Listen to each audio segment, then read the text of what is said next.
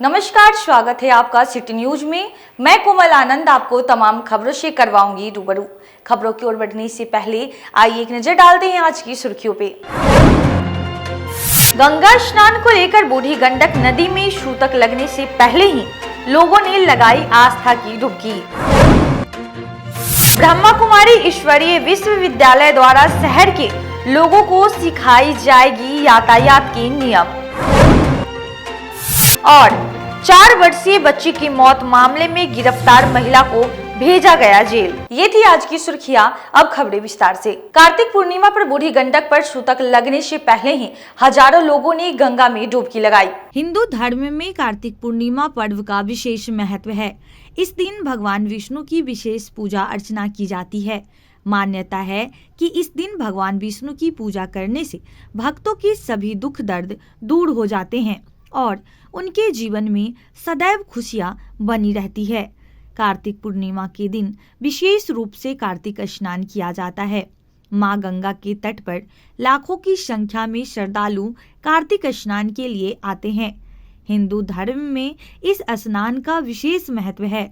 इस बात का ध्यान रखें कि 8 नवंबर के दिन चंद्र ग्रहण लगने जा रहा है, इसलिए सूतक काल से पहले स्नान जरूर कर ले और पूजा पाठ करके किंवदंतियों के अनुसार कार्तिक मास में भगवान विष्णु के मत्स्य रूप धारण किया था। साथ इसी तिथि के दिन भगवान शिव ने दैत्य त्रिपुरासुर वध किया था, इसलिए इस दिन को त्रिपुरी पूर्णिमा के नाम से भी जाना जाता है। बता दें कि पद्म पुराण, स्कंद पुराण और नारद पुराण में कार्तिक पूर्णिमा के दिन गंगा स्नान का बहुत विस्तार से बताया गया है। कार्तिक पूर्णिमा के दिन गंगा स्नान करने से 1000 बार किए गए गंगा स्नान के समान फल प्राप्त होता है। कार्तिक पूर्णिमा के दिन आप अगर गंगा स्नान करने में असमर्थ है तो घर पर ही पानी में कुछ खास चीजों को मिलाकर आपको लाभ मिल सकता है। शास्त्रों में बताया गया कि कार्तिक पूर्णिमा के दिन पानी में हल्का दूध मिलाकर स्नान करने से शारीरिक समस्याएं दूर हो जाती है, साथ ही आत्मविश्वास में बढ़ोतरी होती है। कार्तिक पूर्णिमा के दिन गंगा जल के साथ 2 इलायची और हल्की केसर डाल दे, फिर स्नान करे। ऐसा करने से कार्य में उत्पन्न हो रही बाधा दूर हो जाती है, साथ ही सभी कार्य सफल होते हैं। इससे भगवान विष्णु भी प्रसन्न होते हैं। इसलिए इस दिन हरिद्वार, काशी, कुरुक्षेत्र और पुष्कर में गंगा स्नान के लिए लाखों की संख्या में श्रद्धालु आते हैं। मान्यता यह भी है कि कार्तिक स्नान करने से कई प्रकार के दोष से मुक्ति प्राप्त कर लेता है और उसे मृत्यु के उपरांत मोक्ष की प्राप्ति होती है। चंद्र ग्रहण आज शाम 5:32 से शुरू होकर 6:19 पर खत्म होगा। यह साल का दूसरा ग्रहण है। जैसे आज कार्तिक महीना का अंतिम दिन है, जिसे गंगा पूर्णिमा भी कहते हैं, पूर्णिमा के नाम से भी जाने जाते हैं। एक महीना, इस महीना में खास करके व्रत त्योहार बहुत से होते हैं और सभी का समापन आज पूर्णिमा के दिन ही किया जाता है। बहुत से लोग कार्तिक स्नान करते हैं, जो पूरे महीने कार्तिक स्नान करने के बाद आज महागंगा का जो है पूजन करते हैं, गंगा में डुबकी लगाते हैं एवं पुण्य अपना कमाते हैं। यहाँ पर आके गंगा मैया का जो है दर्शन करते हैं, डुबकी लगाते हैं, पूजन करते हैं एवं अपनी मनोकामना जो है माता गंगा मैया से मांगते हैं।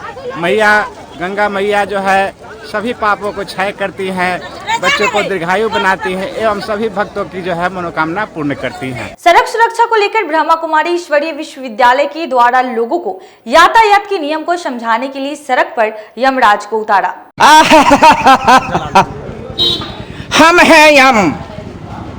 हम आप सबको ये संदेश देने आए हैं कि आप अपना जीवन सुरक्षित रखिए, गाड़ी सुरक्षित चलाइए, हेलमेट पहनिए। हम हैं यम। अगर बिना हेलमेट गाड़ी चला रहे हैं तो आप सावधान हो जाइए, कहीं सड़क पर आपको यमराज ना मिल जाए। दरअसल सड़क सुरक्षा सप्ताह के तहत ब्रह्मा कुमारी ईश्वरीय विश्वविद्यालय की यातायात एवं परिवहन विभाग के तरफ से सड़क सुरक्षा जागरूकता रैली निकाली गई है, जो वैशाली जिले के शांति शक्ति सरोवर से निकलकर मंगलवार को मुजफ्फरपुर पहुंचा, जहां लोगों को सड़क सुरक्षा के नियम बताए गए एवं लोगों को सड़क सुरक्षा के तहत जागरूक किया गया। इस अवसर पर बीके खुशबू ने बताया कि मन शांत रहने से हर चीज ठीक होता है। यातायात के समय भी लोगों को अपने मन को शांत रखना चाहिए। मन की शांति के लिए आप योगा भी कर सकते हैं। वहीं एसडीओ पूर्वी ज्ञान प्रकाश ने बताया कि मोटरसाइकिल चलाते समय हेलमेट का इस्तेमाल जरूर करें। अक्सर देखा जाता है कि मोटरसाइकिल चलाने वाले लोग हेलमेट को टांग कर रखते हैं और इस्तेमाल नहीं करते।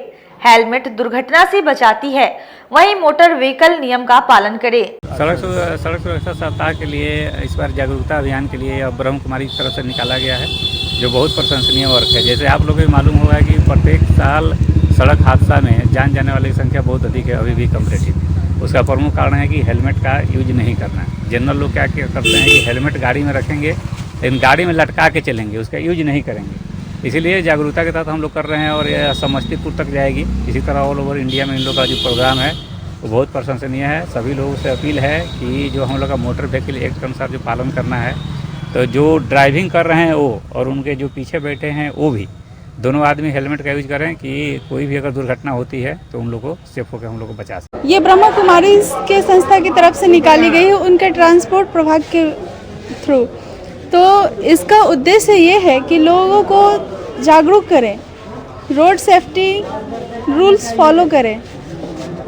और उसमें ये भी बताया जाता है कि जैसे लोग मोबाइल चलाते हुए ड्राइविंग करते हैं, सीट बेल्ट का यूज़ नहीं करते हैं, हेलमेट नहीं लगाते हैं, तो ये सारी चीज़ें तो हैं, लोगों को पता भी है फिर भी फॉलो नहीं करते हैं। उसके साथ साथ हमारे मन में अशांति रहती है, हम स्ट्रेस में होते हैं, तब भी रोड एक्सीडेंट होता है। तो इन सब चीज़ों का निवारण हम राजयोग मेडिटेशन से कर सकते हैं और उसको राजयोग मेडिटेशन करने से हमारे अंदर अवेयरनेस आती है और तो हम उसको अच्छे से निभा सकते हैं। हम हैं यम। हम आप सबको ये संदेश देने आए हैं कि आप अपना जीवन सुरक्षित रखिए, गाड़ी सुरक्षित चलाइए, हेलमेट पहनिए और लाइसेंस रखिए और रोड गाड़ी देखभाल के चलाइए, अपना सारे कागज़ कंप्लीट रखिए, ओवरटेक नहीं कीजिए। इसमें आप भी सुरक्षित हैं, आपका परिवार भी सुरक्षित है और दूसरा भी सुरक्षित है। हमारा संदेश यही है कि आज हमारा जीवन इतना व्यस्त है कि हमें भी अपना ओवर टाइम करना पड़ता है।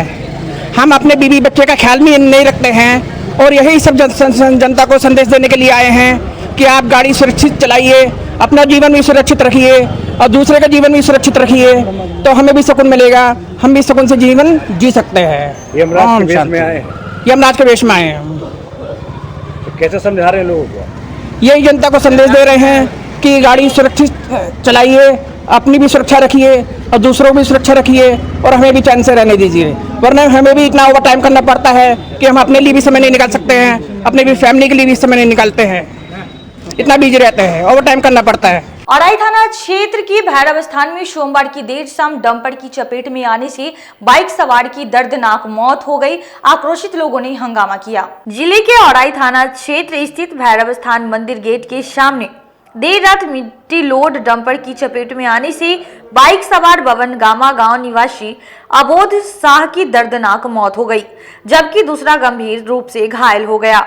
घटना को लेकर मंगलवार को आक्रोशित लोगों ने मुआवजे की मांग को लेकर लोहिया चौक को जाम कर दिया। सड़क पर सब रखकर टायर जलाकर आगजनी शुरू कर दी, फिर जमकर हंगामा करने लगे। वहीं हंगामा की सूचना पर पहुंची औराई पुलिस ने आक्रोशितों को किसी तरह समझा बुझाकर मामले को शांत कराया, तब जाकर सड़क जाम को मुक्त कराया गया। बताया गया कि देर रात अबोध शाह घर लौट रहे थे, इस दौरान डंपर ने उन्हें रौंद दिया। हादसे के बाद डंपर चालक फरार हो गया। ग्रामीणों ने डंपर को घेर लिया है। मौके पर पहुंची औराई पुलिस ने सबको कब्जे में ले लिया। मृतक औराई बाजार पर दर्जी का काम करता था। रुन्नी शैदपुर की ओर से लौटकर बभन गामा आ रहा था, उसी दौरान हादसा हो गया। मृतक की पत्नी बबीता देवी, मां विप्ति देवी, पिता गोविंद शाह का रो रो कर बुरा हाल था। लोगों ने बताया कि मृतक काफी गरीब परिवार से था, घर की जमीन के अलावा उसके पास कुछ नहीं है। ग्रामीणों ने बताया कि अवैध खनन में लगी गाड़ियों काफी तेज गति से चलती है, इससे आए दिन हादसे हो रहे हैं। हम लोग गरीब आदमी है, मेरा भाई आ रहा था और भैरव स्थान के नज़दीक में डंपर से अचानक जैसे कि ठोकर मार दिया तो मैं इसके बाद जो है सो भाई का हमारा मृत्यु हो गया। तो हम लोग ये मांगते हैं सरकार से, जो हमारा मुआवजा है तो मुआवजा हम लोग मांगते हैं। और हमारे छोटा छोटा भतीजा है 3 ठो, वो बेचारे को फिर उनका व्यवस्था क्या करेंगे सरकार, तो यही मांगते हैं। अभी लाश यहाँ पे रखा हुआ है, अभी तक प्रशासन का कोई पता नहीं है। अच्छा, किस गाड़ी से घटना घटित हुई है? डंपर से। कौन डंपर चलवा रहा था? भोला ठाकुर। क्या होता है उसमें? मिट्टी का काम करता है वो। खनन का काम होता है जी। काफी तेज गति में था, क्या हुआ? काफी तेज में था डंपर। प्रशासन के द्वारा क्या कार्रवाई की गई है? प्रशासन अभी कुछ नहीं किया है, और लाश खाली पोस्टमार्टम पे कल भेज दिया गया था, और उसके बाद कोई खुद पिछड़िया नहीं है, क्या हुआ नहीं हुआ क्या है नहीं है, कोई खुद पिछड़िया नहीं है। एक्सीडेंट हो गया कतनाही दशहरा से, अभी तक इस पर कोई कतनाही कार्रवाई नहीं हुआ है। हम लोग के कतना है कि जो सरकार की तरफ से जो मुआवजा है वो हम लोग को मिलना चाहिए। जब तक हम लोग को मुआवजा नहीं मिलेगा, जब तक हम गरीब आदमी, तब तक हम लोग कतना है कि जो रोड जाम करके रखेंगे।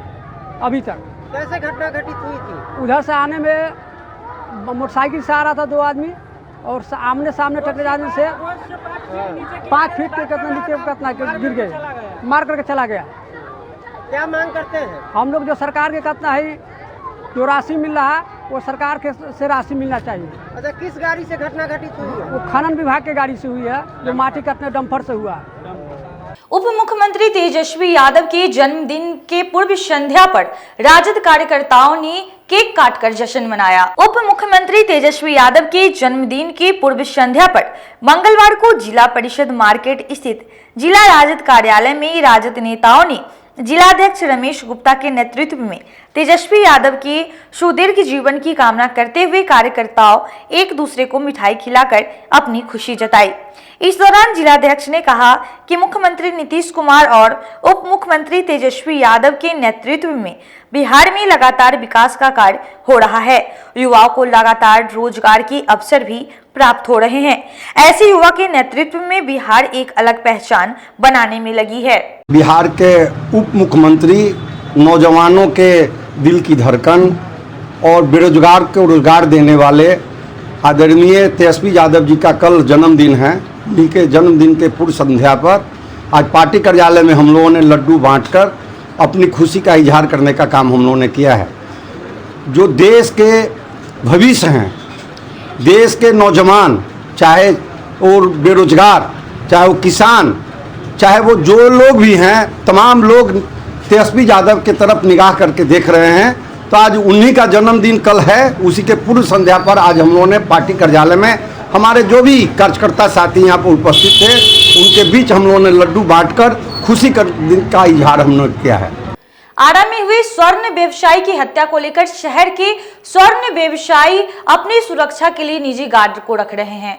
आरा के स्वर्ण व्यवसायी हरि गुप्ता के अपहरण और फिर हत्या को लेकर मुजफ्फरपुर के स्वर्ण व्यवसायियों में भी खौफ का माहौल है। मुजफ्फरपुर की पुरानी बाजार में स्वर्ण व्यवसायी अब निजी गार्ड रखकर अपनी सुरक्षा कर रहे हैं। वहीं अब दुकानों को खोलने और बंद करने का समय भी निश्चित कर दिया गया है। स्वर्ण व्यवसायी राजकुमार राजू ने कहा, विधि व्यवस्था लाचार हो चुकी है। ऐसे माहौल में किसी भी व्यवसायी की जान सुरक्षित नहीं है। पुलिस प्रशासन विधि व्यवस्था की जो स्थिति है उससे व्यवसायियों में डर का माहौल है। वहीं सराफा संघ के अध्यक्ष बाबूलाल का कहना है कि जब तक पुलिस प्रशासन व्यवसायियों को सुरक्षा नहीं देगा, बिहार में व्यापार करना मुश्किल है। बढ़ते अपराध पर रोक लगाने में पुलिस मुस्तैद नहीं दिख रही है। इससे व्यवसायियों के मन में भय का माहौल है। व्यवसायी निजी गार्डों से अपनी सुरक्षा कराने को मजबूर है। मुजफ्फरपुर के स्वर्ण व्यवसायी आरा का घटना को देखते हुए दहशत में है और इसके लिए हम लोग आज अपने स्वर्ण व्यवसायी समाज के तरफ से एक मीटिंग अरेंज किए हैं और इसमें जो तय होती है उस आधार पर हम लोग वरीय पुलिस पदाधिकारी से मिलेंगे भी और अपने सुरक्षा के लिए जो है कि उनसे गुहार लगाएंगे और उनसे सुरक्षा मांगेंगे कि हम लोग भी अच्छा ढंग से चले और व्यवसाय करें। दुकानों की टाइमिंग घटा दी गई है? नहीं, दुकानों की टाइमिंग 8 बजे तक तो सुबह में 9 बजे से लेकर के और रात के 8 बजे तक तो जो है कि खुलने का टाइमिंग है ही। और हमारे मुजफ्फरपुर के। बजे तक खुला रहता था? नहीं, ऐसा नहीं है। 9 बजे तक हम लोग खोल करके रखते थे, 8 बजे तक बढ़ा देते थे और 9 बजे तक दुकान का शटर उटर बंद करके हम लोग चले जाते थे। और वैसे भी अभी जाड़ा का माहौल आ गया है, बहुत जल्द ही अंधेरा हो जाता है, इसलिए जो है कि 8 बजे तक हम लोग दुकान बढ़ा करके घर रहेंगे। निजी गार्ड रख लिए हैं तो कितना खर्च बढ़ गया है आप लोगों का निजी सुरक्षा को लेकर? सुरक्षा के लेकर के एक गार्ड का जो है कि 15,000 रुपया महीना लगता है और प्रशासनिक पदाधिकारी से हम लोग आर्म्स मुहैया कराने के लिए हम लोगों ने गुहार भी लगाया है कि भाई हम लोग अगर दुकान से भर करके चलते हैं तो गली पड़ता है, उस गली में जाने में असुरक्षा महसूस होता है। और अभी वर्तमान डीएसपी साहब जो है कि सुरक्षा के मुद्दे पर बहुत अच्छे बात हम लोगों को बोले हैं। चिंता का माहौल तो है यहाँ, हम लोग जो है सो काफ़ी मर्माहत है ये दुखद घटना से। और हम अपना स्वर्ण व्यवसाय के अखिल भारतीय सराफा संघ के अध्यक्ष हैं और महामंत्री जी और भी लोग, राजकुमार राजू, कौशल बाबू, आज हम लोग बैठ के इस विषय पर हम लोग विचार करेंगे कि हम लोग को अपनी सुरक्षा के लिए और क्या क्या कदम उठाना चाहिए। और डीएसपी साहब से मिले हैं कुछ सप्ताह पहले हम, और अपने सराफा संघ के कार्यालय में थाना प्रभारी और डीएसपी साहब को हम लोग आमंत्रित किए थे और सम्मानित भी किए थे। और बहुत ही हम लोग संतुष्ट हैं डीएसपी साहब के बातचीत से और थाना प्रभारी, और दोनों आदमी ने बहुत ही अच्छा योगदान, उनका अभी शुरुआते है, अभी नया पद ग्रहण किए हैं और अच्छा पेट्रोलिंग है और बराबर जो है ये उनका पेट्रोलिंग जो है और उनका 10 को जो भी पुलिस का फोर्स है चौक पर, बखनसा के चौक पर रहता है। हम लोग जो देखे हैं पुरानी बाजार में आधा से ज़्यादा दुकानदारों ने निजी गार्ड रख लिया है। हाँ, कहीं ना कहीं डर है। अब वक्त हो चला एक छोटे से ब्रेक का, जल्द ही लौटेंगे, कहीं मत जाइए, देखते रहिए सिटी न्यूज मुजफ्फरपुर। जिले की शान बन चुकी बाबा लहठी अब लोगों की जरूरत बन चुकी है। अत्याधुनिक रेंज और भरोसे को समेटे हुए लोगों के लिए नई डिजाइनर लहठी उतारते रहते हैं। ऐश्वर्या राय बच्चन, सचिन तेंदुलकर की पत्नी से लेकर न जाने कितने सारे नामी हस्तियां इस लहठी के दीवाने हो चुके हैं। लोगों के साथ ने ही बाबा लहठी की पहचान देश से लेकर विदेश तक बनाई है। ऐसा साथ बनाए रखने के लिए आप लोगों का तहे दिल से धन्यवाद।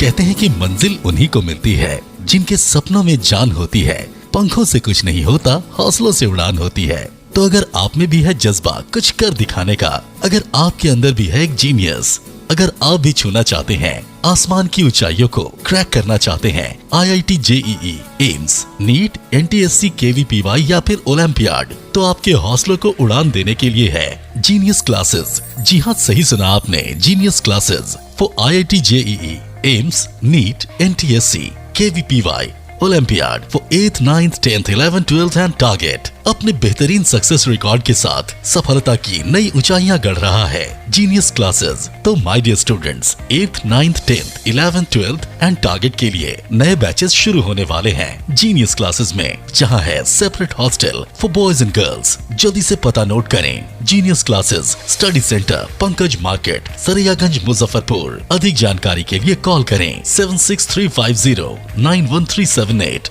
या फिर 7635091387 या फिर आप कॉल कर सकते हैं 7635091396 या 9006911690 पर या फिर 9128482268।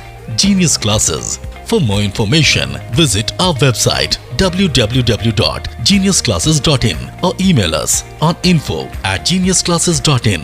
Registrations are open and new batches are starting soon. Rush to Genius Classes, Study Center, Pankaj Market, Saraiyaganj, Muzaffarpur. अपने सपनों की आशिया को दे एक नई पहचान माँ भवानी डेकोर प्राइवेट लिमिटेड के साथ, जो है authorised distributor of Kajaria.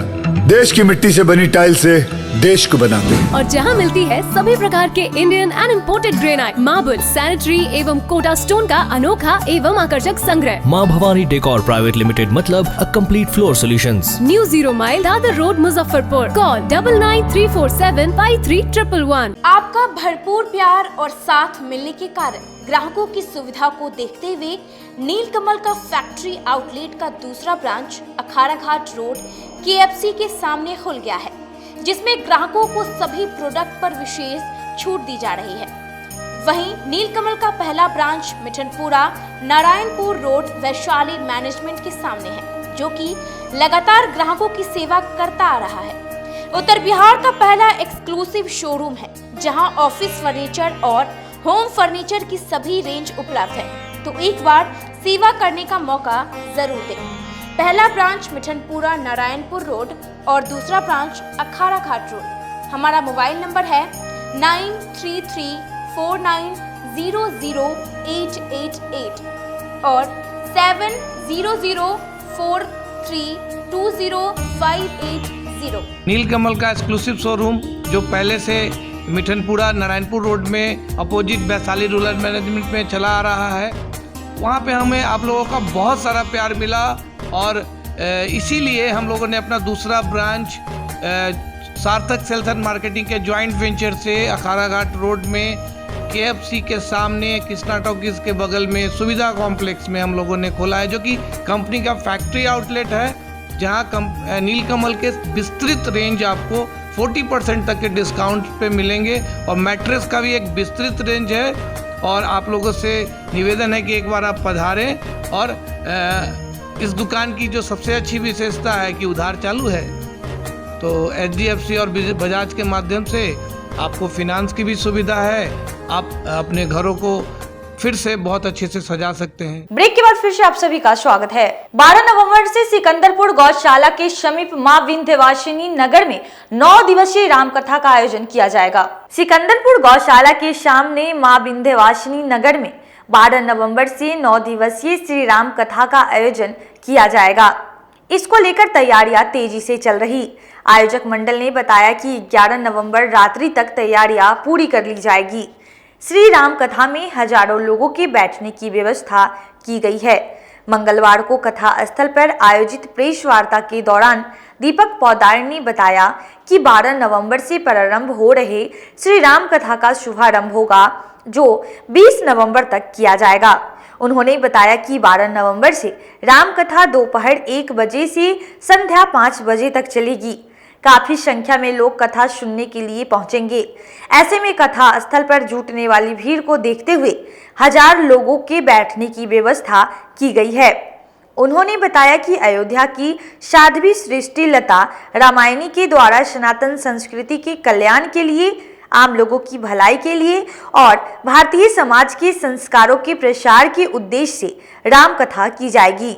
Press वार्ता में कैलाश ढंढारिया, विवेक अग्रवाल, अंबिका ढंढारिया, प्रिंशु मोदी, राम सूरत भारती सहित आयोजन मंडल के कई सदस्य मौजूद रहे।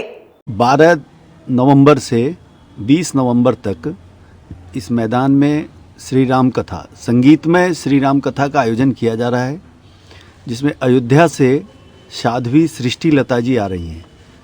तो ये संगीतमय राम कथा कार्यक्रम है और 9 दिवसीय है। दिन में 1 बजे से लेकर 5 बजे तक यह कथा का कार्यक्रम है, राम कथा का।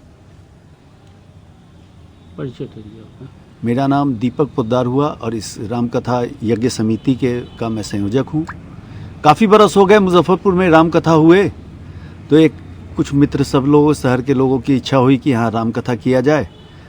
तो हम लोगों ने अयोध्या में, ये साध्वी हैं, इनसे बातचीत हुई और इन्होंने अपना समय दिया है। यह शुक्रवार के दिन साबरमती एक्सप्रेस से मुजफ्फरपुर आ रही हैं और यहाँ मुजफ्फरपुर में यहीं बगल में ही ठहरेंगी और हम लोग उनकी कथा का श्रवण करेंगे। आप सभी शहरवासियों से अनुरोध है, निवेदन है कि इस कथा कार्यक्रम में अवश्य आएं, कथा का आनंद लें। शादपुरा मोहल्ले में हुई 4 वर्षीय बच्ची की मौत मामले में हुई गिरफ्तार महिला और 3 उपद्रवियों को पुलिस ने न्यायालय में प्रस्तुत कर जेल भेज दिया। शादपुरा में 4 वर्षीय बच्ची की मौत के बाद अघोरिया बाजार में हुए बवाल को लेकर पुलिस ने FIR दर्ज करा ली है। मामले में काजी मोहम्मदपुर पुलिस ने 3 उपद्रवियों को गिरफ्तार कर लिया है। आरोपियों में शादपुरा बसवारी टोला निवासी फिरोज कुरैशी, अघोरिया बाजार का अजीत कुमार व राहुल कुमार शामिल है। पूछताछ के बाद तीनों को न्यायिक हिरासत में जेल भेजने की कवायद में जुट गई है। वहीं दूसरी ओर बच्ची के हत्या मामले में गिरफ्तार महिला नरगिस सवा को जेल भेज दिया गया है। बताया गया कि पुलिस पर रोड़ेबाजी, हमला करने व सरकारी संपत्ति को नुकसान पहुंचाने के मामले में करीब 1 दर्जन से अधिक उपद्रवियों को नाम दर्ज किया गया है। इसके अलावा 150 से अधिक अज्ञात है।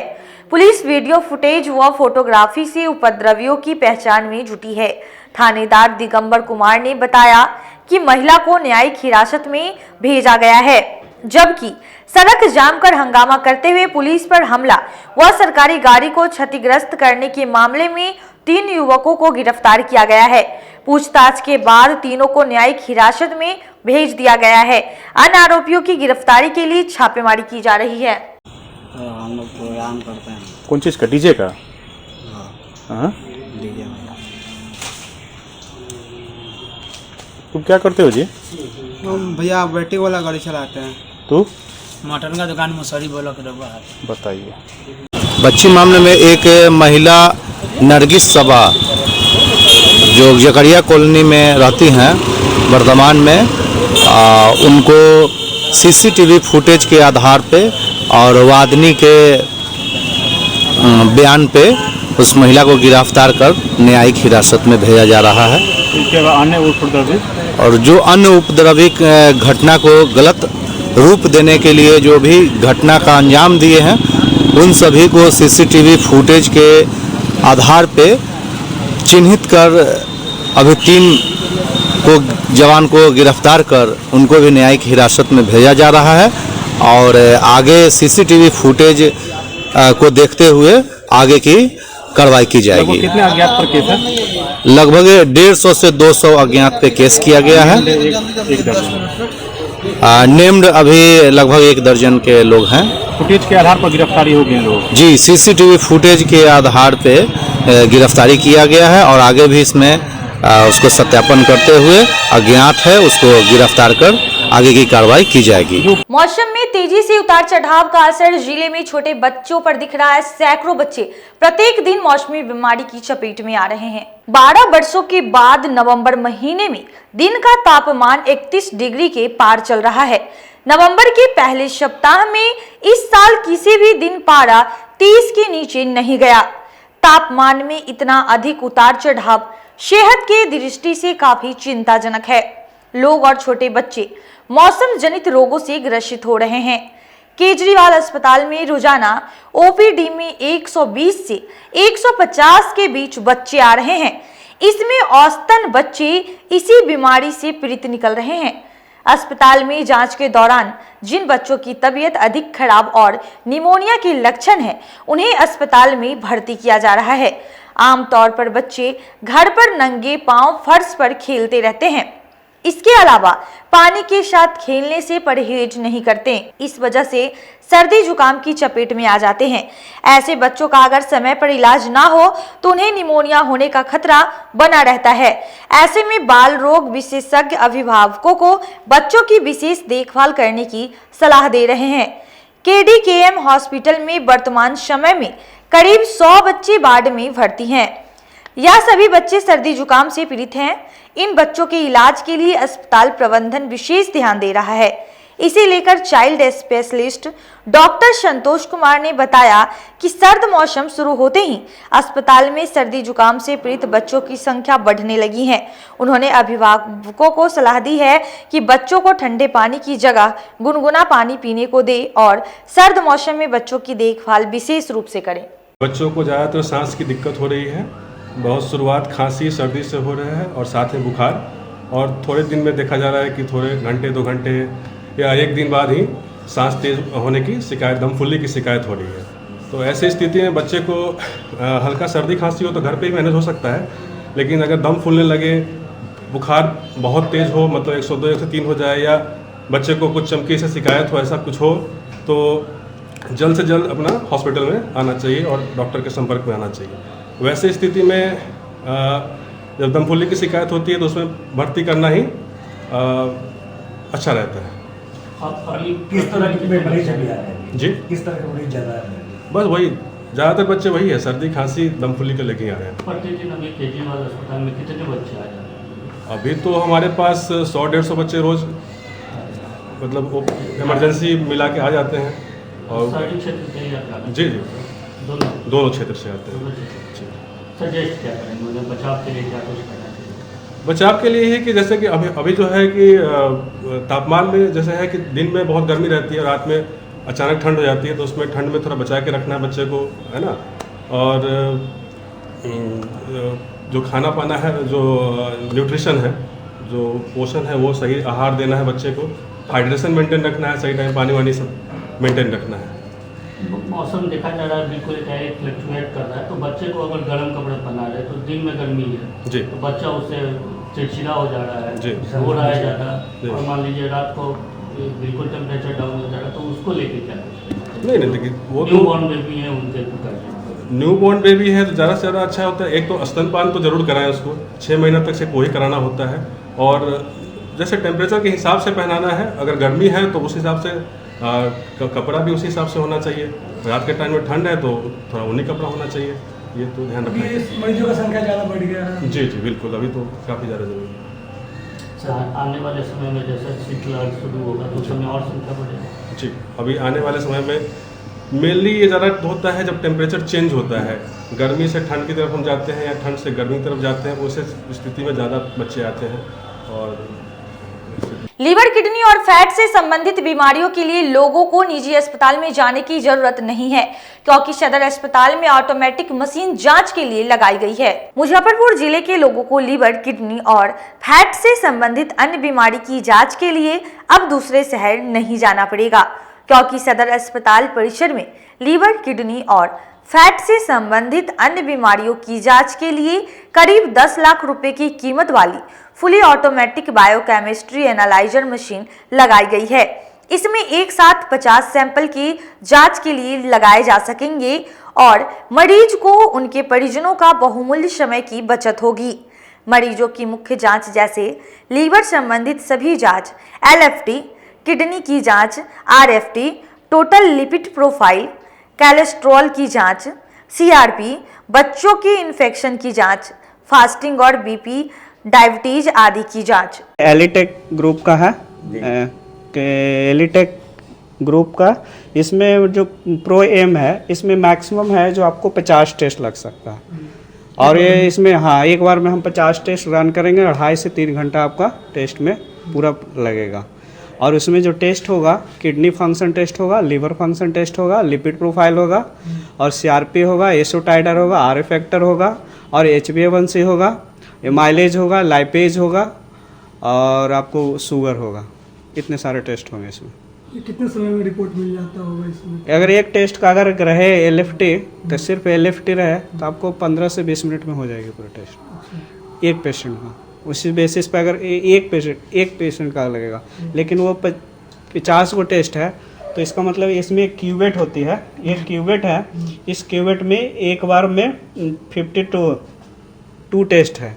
तो इसका मतलब है लिपिड प्रोफाइल में 8-10 से टेस्ट होते हैं, तो एक बार में 10 को टेस्ट हो गए 50, यानी कि 20 मिनट में 5 को भी टेस्ट हो सकता है। उसमें अलग अलग टेस्ट अगर हुआ, हाँ अलग अलग टेस्ट होगा तो अलग अलग ही केमिकल लेते हैं, इसमें कोई दिक्कत नहीं, इसमें हम फिल कर देंगे। केमिकल चेंज होगा, प्रोसेस वही होगा। हाँ, केमिकल चेंज नहीं है, जो केमिकल पोजीशन हम लोग खुद फिल करते हैं सब एक ही साथ। और जो केमिकल फिल करेंगे, जो पोजीशन मांगेगा उस पोजीशन पे हम ये ट्यूब रखेंगे, ब्लड सैंपल, आपका सीरम ट्यूब रखेंगे, सिर्फ सीरम से ही टेस्ट। समाहरणालय परिसर में कस्तूरबा गांधी बालिका आवासीय विद्यालय के कर्मचारी वेतन बढ़ोतरी की मांग को लेकर धरना दिया। वेतन में बढ़ोतरी समेत विभिन्न मांगों को लेकर मंगलवार को कस्तूरबा गांधी बालिका आवासीय विद्यालय में कार्यरत लेखापाल एवं रसोइयों ने कलेक्ट्रेट में धरना दिया। उनका कहना है कि उन्हें बहुत कम वेतन दी जाती है, जिससे उनके परिवार का गुजर बसर नहीं होता है। उनके परिवार पर आर्थिक संकट आ गई है। बच्चों का पढ़ाई लिखाई एवं पोषण पालन सभी बाधित हैं। लेखापाल चंदन कुमार ने बताया कि उन्हें 7,000 रुपये प्रति माह सैलरी दी जाती है, जो कि एक परिवार चलाने के लिए बहुत ही कम है। उनका परिवार आर्थिक संकट से जूझ रही है। उन लोगों की मांग है कि उनके वेतन में बढ़ोतरी की जाए। वहीं रसोइया ने बताया कि 24 घंटा काम के बावजूद 5,000 और 6,000 सैलरी दी जाती है। हम लोगों की मांग है कि रसोइया को नियमित किया जाए और वेतन में बढ़ोतरी की जाए। सर, हम लोग जो 10 वर्षों से कार्य कर रहे हैं KGBV कस्तूरबा गांधी बालिका आवासीय विद्यालय, और हम लोग जो वेतनमान न्यूनतम मजदूरी से भी कम है। जो मजदूरों को जो वेतन दिया जाता है उससे भी कम वेतन मिलता है, जिससे हम लोग को जीवन यापन करने में, हमारे परिवार को जो पालन पोषण करने में बहुत ही जो कठिनाइयों का सामना करना पड़ रहा है। जो हम लोग के परिवार जो भूखे मर रहे हैं और भूखमरी की स्थिति हो चुकी है। हमारे बच्चे जो है कि अच्छे कन्वेंट स्कूल में नहीं जा पा रहे हैं, सरकारी स्कूल में पढ़ते हैं, और हमारी जो है स्थिति बद से बदतर हो चुकी है। इतनी कम सैलरी 5800, 6,000, 6500, 7,000 वेतन मिलता है हम लोग को। सर, आप ही बताइए 7,000 वेतन में क्या होगा हम लोग का, क्या स्थिति होगी। 7,000, 8,000 हम लोग का लेखापाल हम लोग है, और 2500 वेतन मिलता है, जिसमें EPF कट कर 7,000 यहाँ आता है हाथ में। 7,000 वेतन में क्या होगा सर? हमें जानना चाहिए। सरकार से हम सवाल पूछना चाहते हैं कि 7,000 में वो क्या करेंगे सर? अपने परिवार का पालन पोषण कैसे करेंगे, अपने परिवार कैसे चलाएंगे, हम यही पूछना चाहते हैं उनसे। 24 घंटा का हम लोग जॉब कर रहे हैं। पैब के द्वारा 2020-21 में भी हम लोग का जो है सैलरी पास हो चुका है, लेकिन आज तक हम लोग को नहीं दिया जा रहा है। अब रसोइया का 5,000 सैलरी है, किसी का 8,000 है, किसी का 6,000 है। क्या उसमें 24 घंटा संभव है? किसी भी सूरत में संभव नहीं है। फिर भी हम लोग कर रहे हैं, सरकार सुन नहीं रहा है। न हम लोग को अवकाश दिया जाता है। कैसे काम चलेगा? कैसे हम लोग काम करेंगे? हम लोग को नियमित किया जाए, हम लोग को वेतनमान दिया जाए, तभी हम लोग काम कार्य कर पाएंगे, नहीं तो नहीं हो पाएगा हम लोग से कार्य। आज के लिए बस इतना ही। अब मुझे और मेरे पूरे न्यूज टीम को दीजिए इजाजत। कल फिर हाजिर होंगी शहर के कुछ नई खबरों के साथ। नमस्कार।